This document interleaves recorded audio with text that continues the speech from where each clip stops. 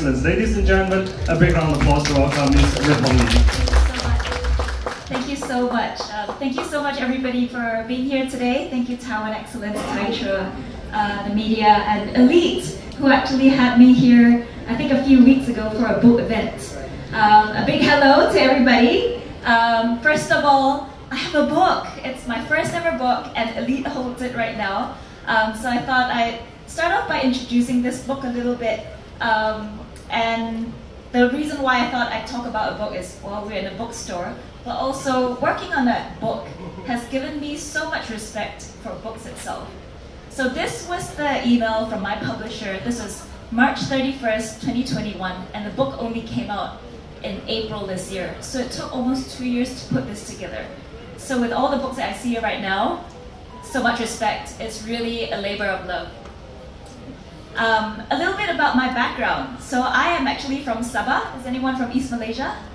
Yeah, great. Okay, oh cool, all right. So I'm actually from the other side of Malaysia, and it's really beautiful there. I grew up loving the beach, loving the mountains, but I also really love to draw. I used to express myself through drawings with my parents. There was this one time I was really upset with, I think it was my mom, so I drew this really angry drawing and slipped it under her doorstep, and under her door.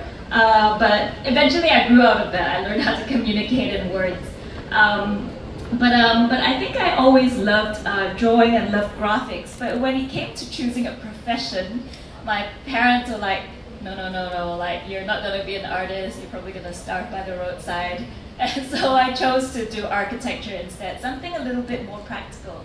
But in the back of my mind, I've always really loved art, I really loved culture, I really wanted to talk about my roots.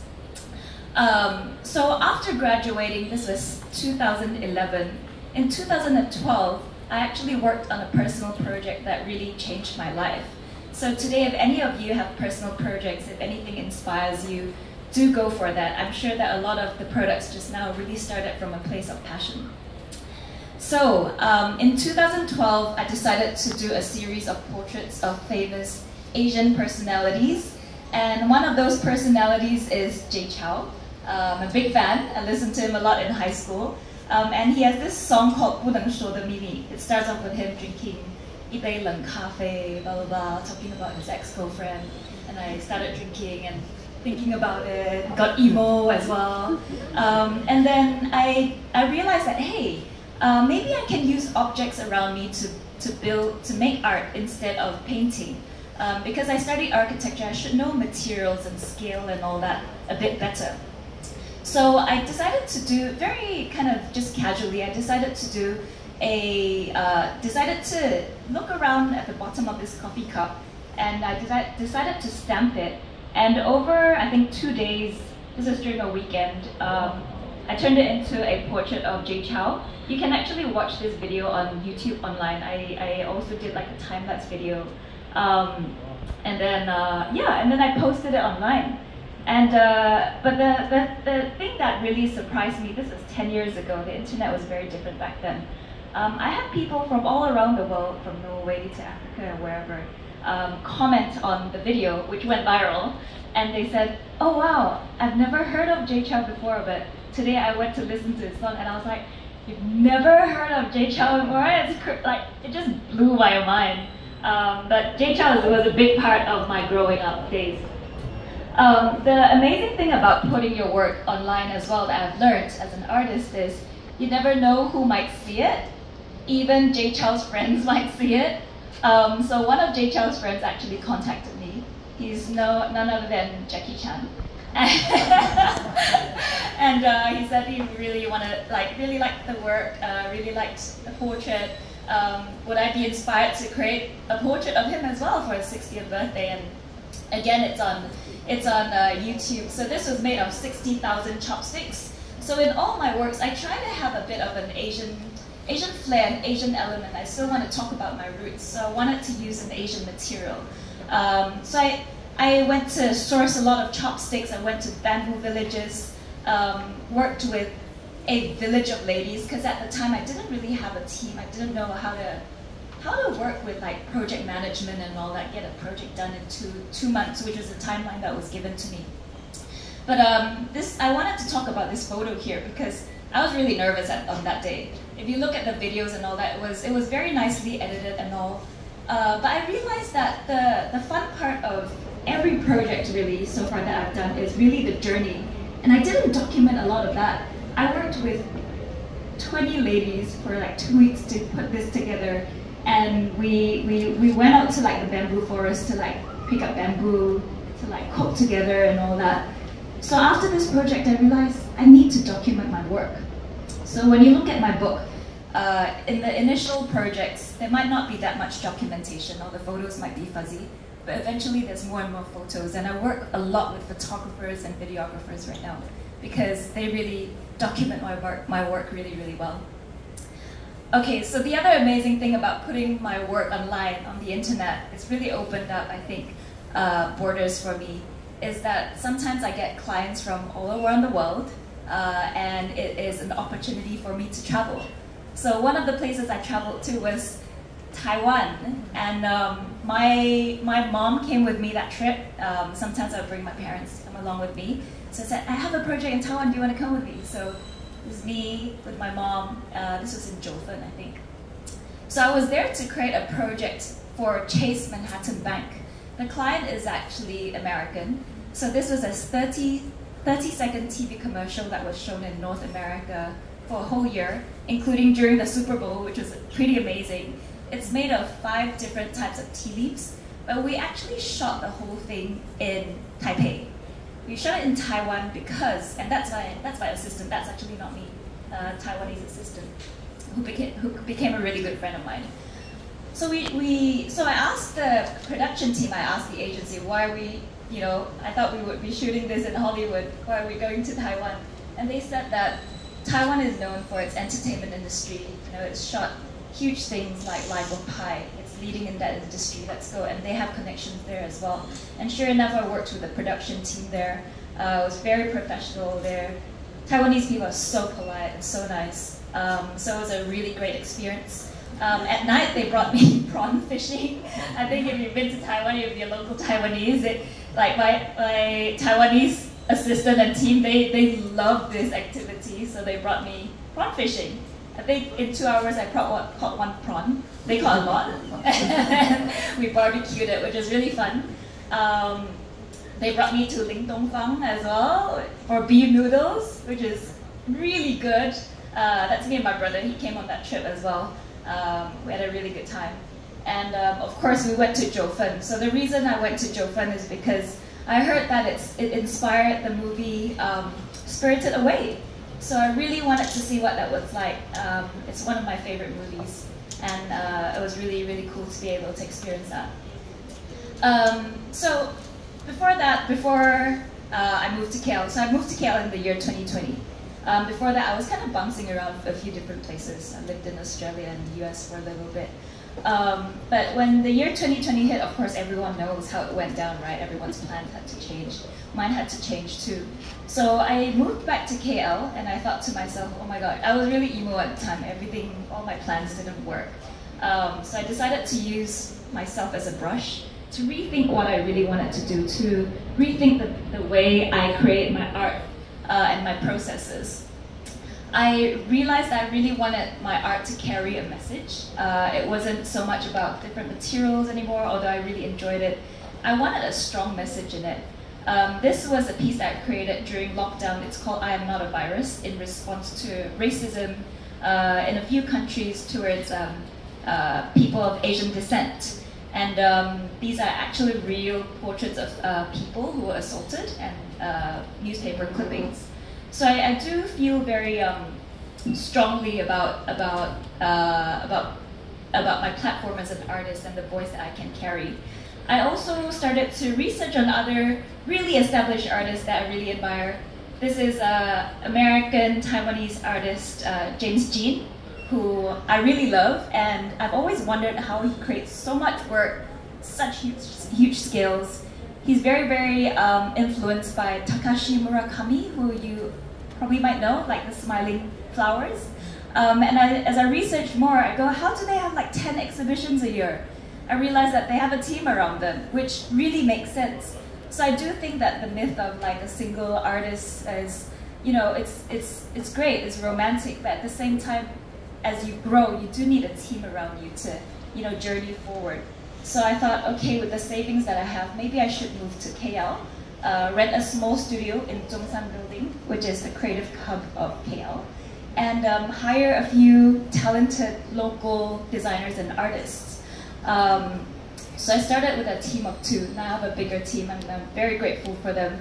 This is the first project that I worked on when I moved to KL. From far, it looks like, you know, a traditional ink painting, again with Asian elements in it. But as you go closer, it's actually made of things that you're very familiar with, which is okra, four-wing beans, lotus roots. And here's just some of the behind-the-scenes photos. So again, what I really like to do is I like to inspire people to use objects around you and not go. At the time, because we were in lockdown, I felt like I had to go somewhere really exotic, but I realized that, hey, with things around me, I can still express about my Asian roots. Here are some close-ups that I did. And also, I really wanted to make art with a message.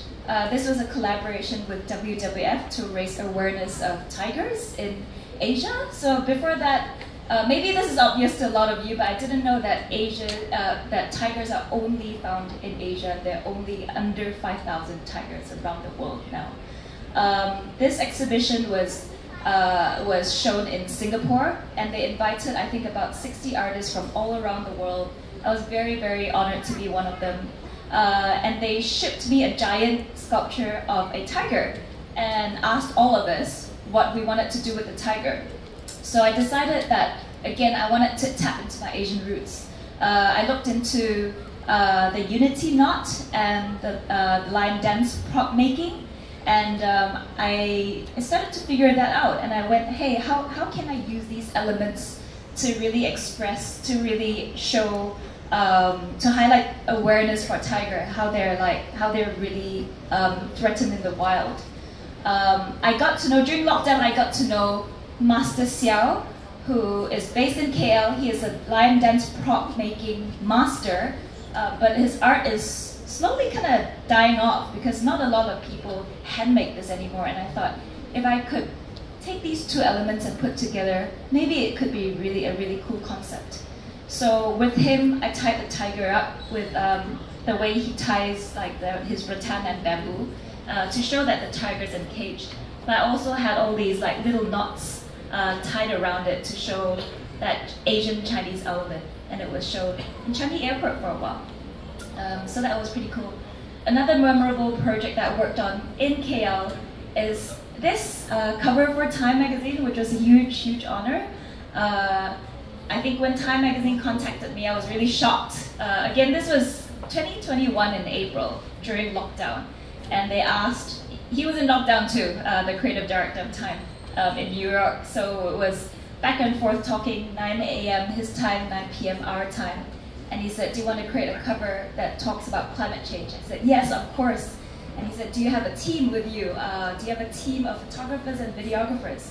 So because I had an experience in Taiwan to see how the whole production set was set up, I quickly gathered a team in Malaysia to shoot, to take videos and photos as well. This was us creating a world map in 2 weeks non-stop. We sourced green-tipped matchsticks, and they're all different heights, so it really took a long time to create, although it looks simple.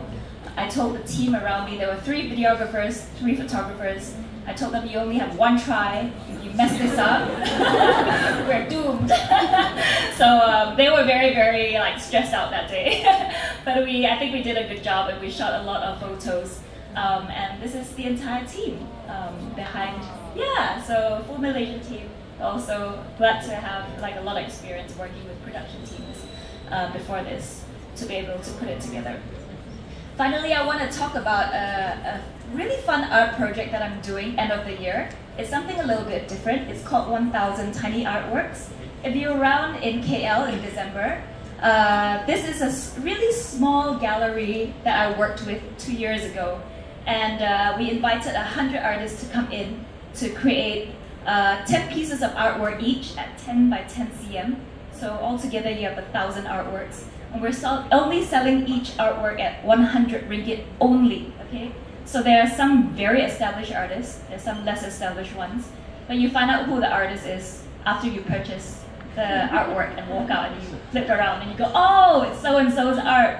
So this is a way to really encourage, I think, budding artists to also create art, and it kind of like democratizes, you know, makes everyone on a kind of like an equal platform. And you go in really admiring the work instead of looking at the name of the artist. So we had the first version of this 2 years ago. We're doing this again, end of the year. This is some of the artists who are involved. And the reason why we were doing this, me and a bunch of friends are doing this, is because we have to support our local artists. It's that simple, otherwise we will have no art. And finally, I'd like to close by showing you again about the book. This is what it looks like to put a book together. A lot of emails. So the reason I have a team is I'm not the most organized person. So someone in my team is very, very organized. I have an intern there helping me out today. She's great. And then there's all these emails going back and forth. This was version 1 of the book. It's a lot more nicer looking now, thanks to a lot of like graphic designers and photographers that I worked with. This is the 4 different versions of the front cover, the actual cover of the book. In the end, we chose to go with this because that's actually a matchstick, so it alludes to some of the works that I've been working on. That's me in Hong Kong. I had an interview there, so again, it's been really nice to be able to travel to talk about my work. Here, I'd like to wrap up by showing you a sketch I did of the Taiwan Tower, and I'd love to dedicate this book to Taiwan excellence. Thank you very much, Ms. Harmony. Thank you so